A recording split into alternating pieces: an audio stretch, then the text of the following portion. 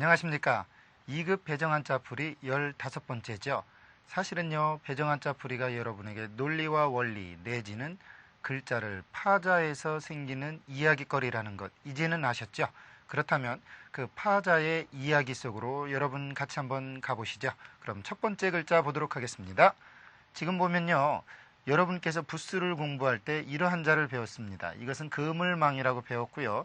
양쪽에 나무고 양쪽에 이것은 그물망이를 뜻했었죠. 그런데 여기에 망할 망이 있었으면 그물이 찢어져서 아무것도 없다 해서 없을 망이 됐지만 이곳에 매산이 있다는 것 자체가 마치 산이 그물처럼 둘려쳐져 있다. 소위 말하면 언덕을 이야기하겠죠. 그런데 옛날에는 언덕이라는 말보다 더 많이 쓰였던 말이 산등성이라는 말입니다. 일종의 산과 산 사이에 어떠한 고개, 그것을 산등성이라고 하겠죠. 이 글자는 산등성이 강자입니다. 여기 이렇게 생긴 단어는요, 강곡이라는 글자인데 소위 말하면 산 모퉁이라든가 언덕을 순 한자로 풀이할 때 강곡이라고 합니다. 그 다음 우리 강릉, 소위 말하면 언덕이죠. 이때 언덕릉자를 쓰고 있습니다. 즉 산등성이와 언덕, 그것을 강릉이라고 합니다.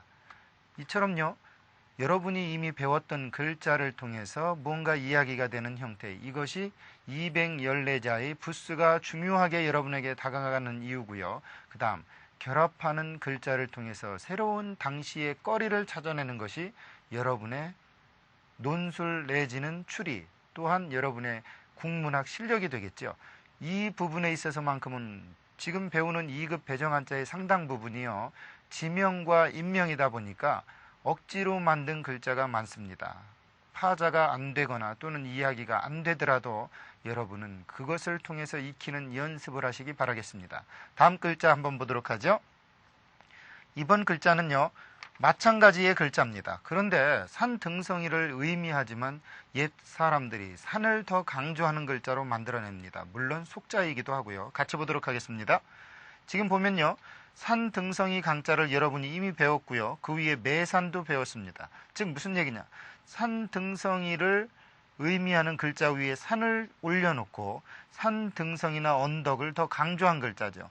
원래 이러한 글자는 이 매산이 없는 글자가 원자인데도 불구하고 원자의 의미가 좀 약하니까 산과 산이 더 강조가 되고 그물처럼 둘러쳐져 있다는 부분이 슬그머니 얹혀집니다. 그래서 산등성이의 속자이지만 산등성이의 의미를 더 명확하게 나타내서 많이 쓰였던 글자죠. 의미로 보면요, 똑같은 산등성이 강입니다. 우리가 예를 들어 화강암 할 때 쓰는 글자죠.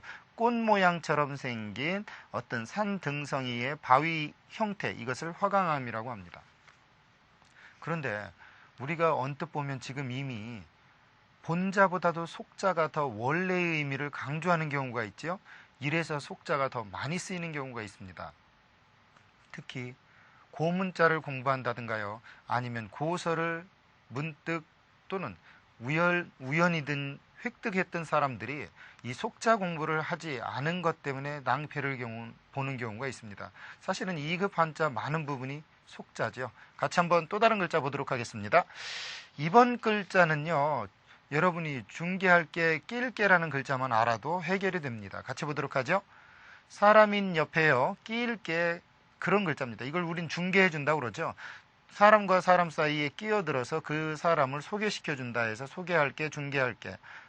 그런데 사람이 남을 중개해 주기 위해서는 그 사람의 인품이 어때야 된다? 그렇죠. 착해야 되겠죠. 그래서 이것을 착할게 또는 착한 성품이 크다 해서 클게라는 글자입니다. 뭐 예를 들어 빅이라든가 라지 또는 자이언트라는 뜻이 아니고 착한 모습이 크다라는 의미가 더 강조된 거죠. 예를 들어 우리 개천군 할 때 쓰는 글자입니다. 평남에 있는 지명이죠.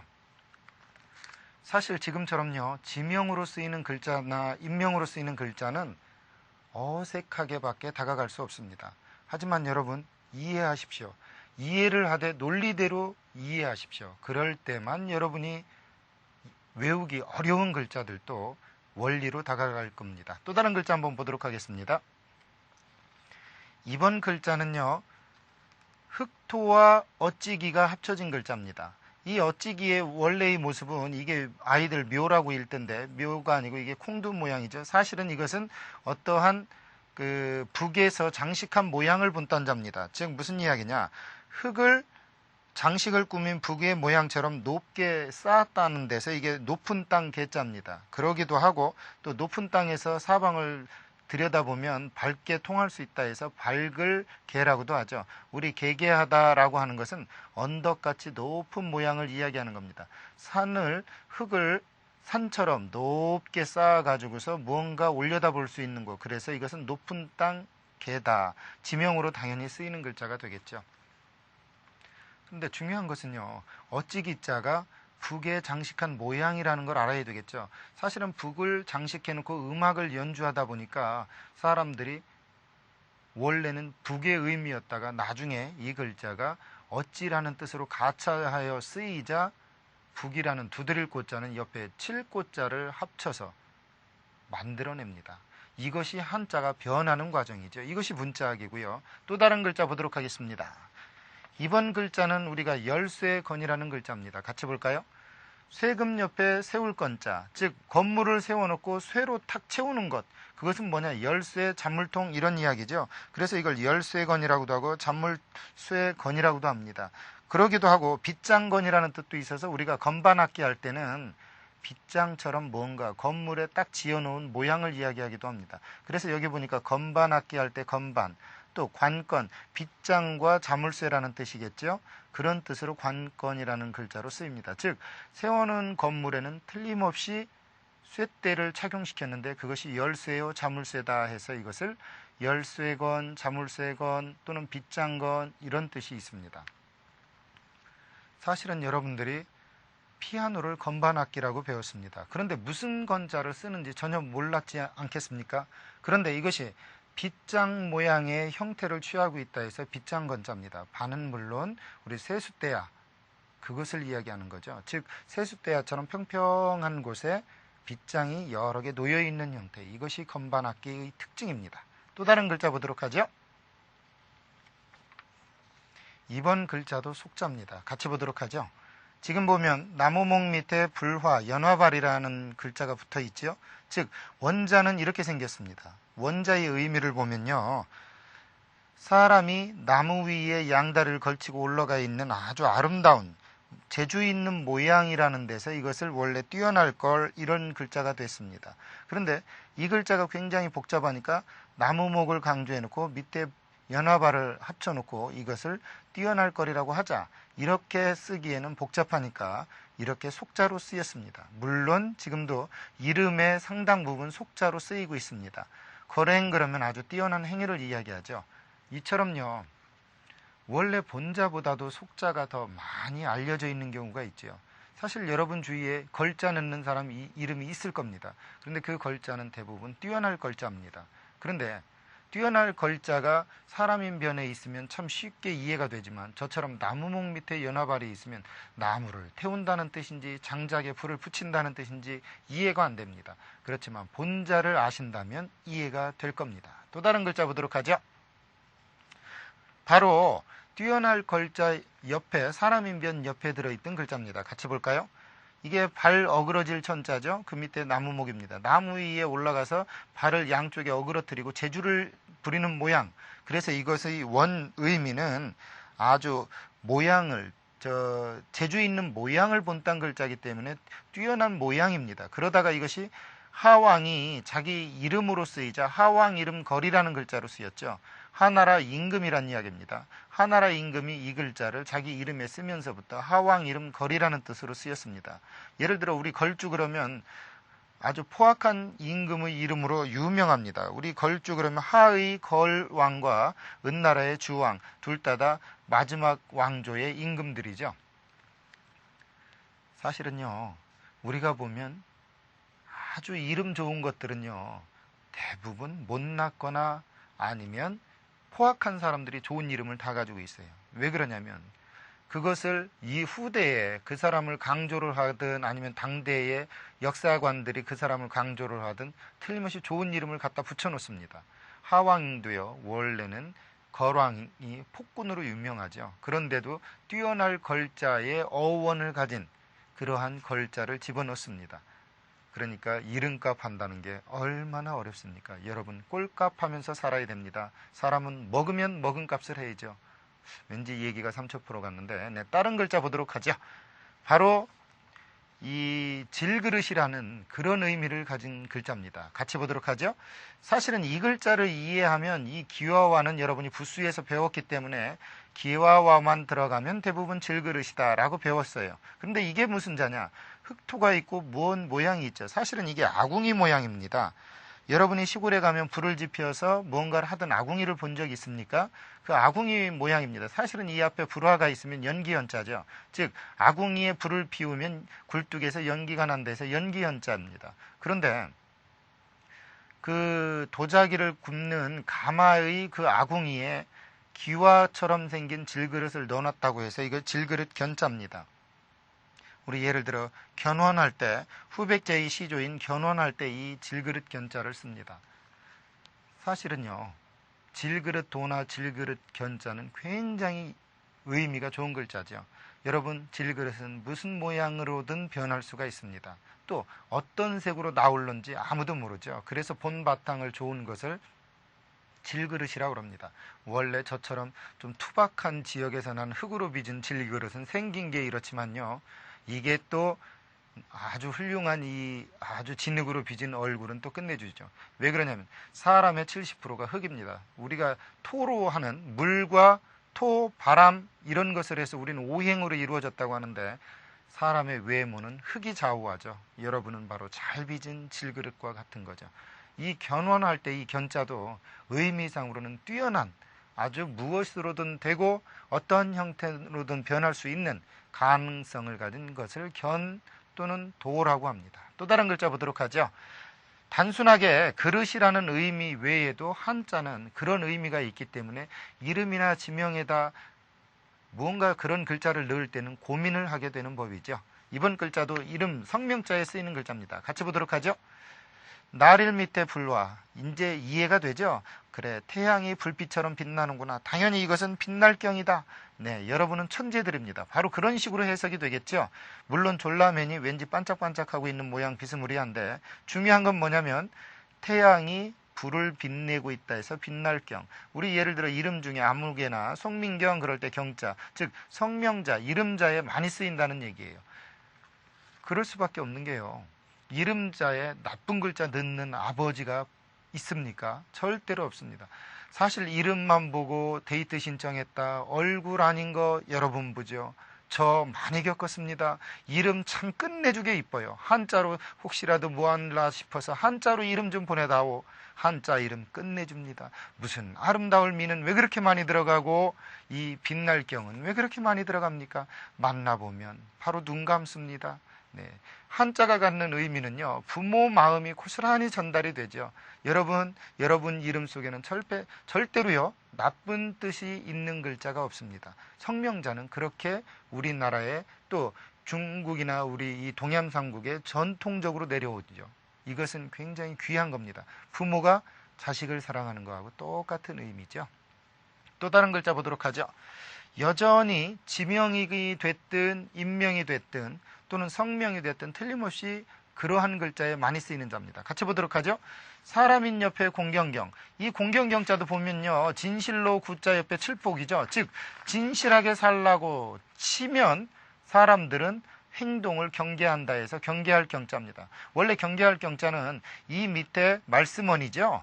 남들이 말해주는 걸 공경이 들어서 말의 이치를 경계한다라는 뜻이었는데 앞에 사람인이 왔다는 건 당시에 사람과 사람 사이에서 경계하는 풍토가 없었기 때문에 이런 글자가 나왔을 겁니다. 원래요, 시대성을 반영하는 모든 문자는 당시의 상황을 나타내고 있습니다. 예를 들어 경신고고라고 할 때 경계하고 새롭게 하는 고등학교라는 뜻의 경신이라는 어떤 이름을 지을 때 이 경계할 경자를 이 글자를 썼습니다. 왜냐하면 그 밑에 말씀원만 놓으면 말과 말 사이를 경계할 뿐이지 사람과 사람 사이를 경계하진 않잖아요. 그러니까 어떤 글자가 완성될 때는 틀림없이 거기에 의미를 부여하는 법이 있습니다. 사실 그렇죠. 우리가 그 시를 쓴다든가 어떤 감수성이 풍부한 사람들은 이런 이야기들을 합니다. 누군가가 내 이름을 불러주기 전까지는 사소했다. 마찬가지입니다. 언어는 사용되고 전달하는 자의 의미를 내포할 때 그것이 존재력과 생명력이 강하죠. 여러분, 국문학을 전공한다는 게 뭐죠? 옛사람은 나를 모르더라도 나는 옛사람을 알 수 있는 유일한 통로입니다. 그것은 누적된 지혜를 순식간에 터득하는 방법이기도 하죠. 바로 그것을 통해서 살아남은 것이 문자학입니다. 또 다른 글자 보도록 하죠. 이번 글자도 이름자에 많이 쓰이는 글자입니다. 같이 보도록 하죠. 구수록이라고 여러분은 이제 압니다. 이것을 임금왕이라고 하는 학생은 이제는 없죠. 구수록변 임금왕이란 글자고요. 옆에 이건 경치경 또는 볕경이라는 자입니다. 서울에 해가 떠서 아주 건물이 찬란하게 빛난다 해서 이것을 경치경이라고 하죠. 즉 구슬의 어떠한 모양들이 높은 궁전을 밝게 비추는 햇빛처럼 빛난다는 데서 옥빛경자입니다. 즉 옥이 빛나는 경자라는 얘기예요. 이게 경치경자, 볕경자니까 옥의 볕경자라는 얘기입니다. 예를 들어 우리가 이보경, 왠지 여기에 나오는 이름들이 대부분 다 여자 이름이라고 오해하는 학생들, 뭐 선생님이 여자 이름을 어째 이렇게 많이 할까? 그런 거 의문 갖지 말고 들어보시기 바라겠습니다. 중요한 건 뭐냐면 자기 이름에 이런 글자가 들어갈 때는 그 아이 천성이 옥빛처럼 화려해지고 아름답고 주위에 귀함을 받으라고 분명히 부모나 선친께서 이름을 넣었을 겁니다. 요즘이야 옥이 그렇게 귀한 대우를 받습니까? 별로죠. 근데 옛날에 옥하면 얼마나 귀합니까? 왜 그러냐면요. 우리 동양 삼국의 특징 중에 옥은 굉장히 귀하게 대우를 받습니다. 이유는요. 상해 같은 지방의 문고리는 쇠로 돼 있으면 손바닥이 쫙 달라붙습니다. 너무너무 추워가지고 우리 옛날 시골집에 가서 이 펌프질 해봤습니까? 한겨울에요. 아침에 손 딱 잡으면 어떻게 되죠? 순식간에 달라붙습니다. 놀래죠? 그런데 옥은 아무리 추운 지역에 있어도 잡을 때 온기가 나옵니다. 그리고 아무리 더운 지방 가도 냉기를 품고 있습니다. 이것이 옥이에요. 그러다 보니까 옥같이 귀해지라는 것은 인성을 그만큼 남에게 아름답게 쓰이라는 거죠. 그래서 그런지 옥자, 순자, 뭐 이름 무지하게 들어갑니다. 구슬옥자, 아름다울 미자. 아마 프로테지로 따지면 7, 80% 여자 이름 속에 꼭 들어갈 겁니다.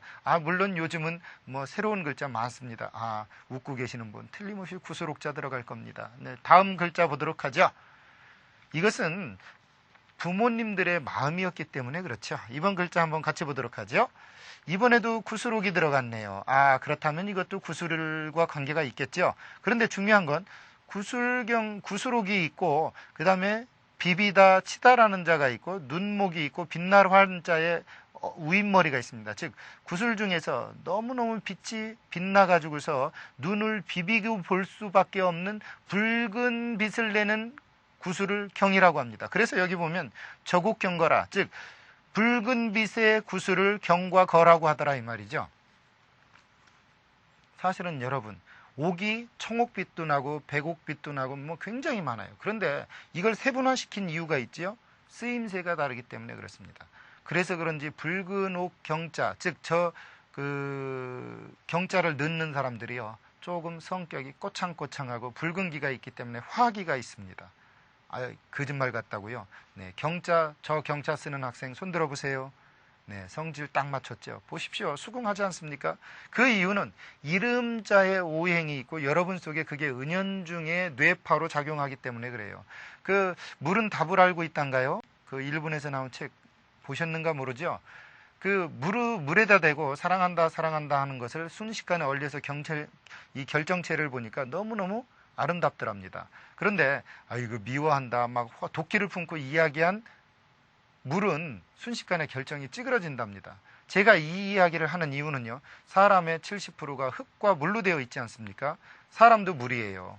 그러니까 상대방한테 아름다운 말을 해주면 상대방은 아름답게 변합니다. 그런데 이 징그러운 놈 해보십시오. 진짜로 징그럽게 됩니다. 저 여러분들에게 칭찬 듣습니다. 저 빛나는 선생님, 그 덕에 제가 얼마나 빛나는지 몰라요. 그런데 여러분이 예를 들어 다른 면을 강조한다면 다른 면으로 흘러가겠죠. 여러분, 물도 그렇게 답을 알고 있어요. 세상 사는 이치를 압니다. 그러니까 이름자로 넣을 때 어른들의 마음을 여러분이 이해하시기 바라겠습니다. 또 다른 글자 보도록 하죠. 이번 글자는 언덕을 이야기하는 글자입니다. 같이 보겠습니다. 본래는 이렇게 생겼다고 그랬죠. 그런데 이것도 틀림없이 속자라는 이야기입니다. 즉 이게 말할 백자, 흰백자죠. 흰백만 알면 한 6급 수준이고요. 말할 백이라는 걸 알면 한 5급 수준 되는 학생들입니다. 이건 사방의 언덕입니다. 즉 뭐냐? 이건 양팔을 벌린 사람이고요. 이건 언덕입니다. 사방인을 뜻해요. 가로, 세로, 사방을 이야기하는 거죠. 가로, 세로, 사방을 다리를 벌리고 뛰어 올라가면서 입으로 노래를 하면서 올라가는 곳이 언덕이다 해서 언덕고자라는 얘기예요. 우리 동고그럼 동쪽의 언덕, 고란사, 네, 고란사 절 혹시 가보셨는가 모르겠네요. 네, 공주 지역에 있는 부여 지역에 있는 고란사죠. 이처럼 언덕고자도 의미가 그대로 남아 있는데 중요한 건 휘파람 불면서 올라가던 언덕, 뭐 스위스의 어떤 알프스를 올라가는 전경이 동양에도 고스란히 남아 있는 글자죠. 또 다른 글자 보도록 하겠습니다. 이번 글자는 여러분이 설명 안 해도 이해는 될 겁니다. 같이 볼까요? 이게 물건이라는 건 이해가 될 거고요. 꿰죠. 그러니까 당연히 꿰일관이란 뜻이 있고요. 또 무언가 그 지역이 많이 꽂혀 있는 땅 이름이 곳이 있습니다. 우리 장산곳 마루에 할 때 장산곳. 그다음 이때는 석관동입니다. 꿰일관자입니다. 아마 이 석관동에는 돌을 여러 개 꿰어서 무언가 만들어냈던 석공들이 많이 살던 지역이지 않았겠나 추론하거나 또는 산에 돌이 많았던 지역이지 않았겠나 하고 추측이 가능한 그런 이름입니다. 석관동 할 때는 관자가 되겠죠. 이처럼요.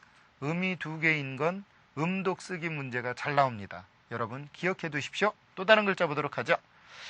이번 시간에 마지막 글자가 되지 싶은데요. 어떤 글자인지 한번 같이 보도록 하겠습니다. 지금 보니까 구슬옥이고요. 이것은 벼슬관자지만 원래는 대롱관자입니다. 즉 구슬로 대롱을 만들어서 구멍을 뚫어서 부는 옥필이 관자입니다. 옥으로 만든 대롱관, 즉 대롱처럼 생긴 것이라는 데서 옥필이의 뜻이고요. 사람 이름에 많이 쓰입니다. 우리가 예를 들어 김은관 할 때 관자죠. 필이가 관악기, 우리 관이라고 하는 건 대롱관, 대롱처럼 생겼다고 해서 관악기라고 하거든요. 그런데 왜 여기에 구슬옥이 붙었을까요? 그렇죠. 이름에 쓰이기 위해서 넣은 겁니다. 구슬처럼 귀하게 사용되는 악기가 되란 뜻. 얼마나 멋있습니까? 이것이 이름자와 성명자에 특별히 새로운 글자가 더 추가되는 이유이기도 하고요. 2급에서부터 많이 나오는 성명자이기도 합니다. 오늘 강의 여기까지입니다. 감사합니다.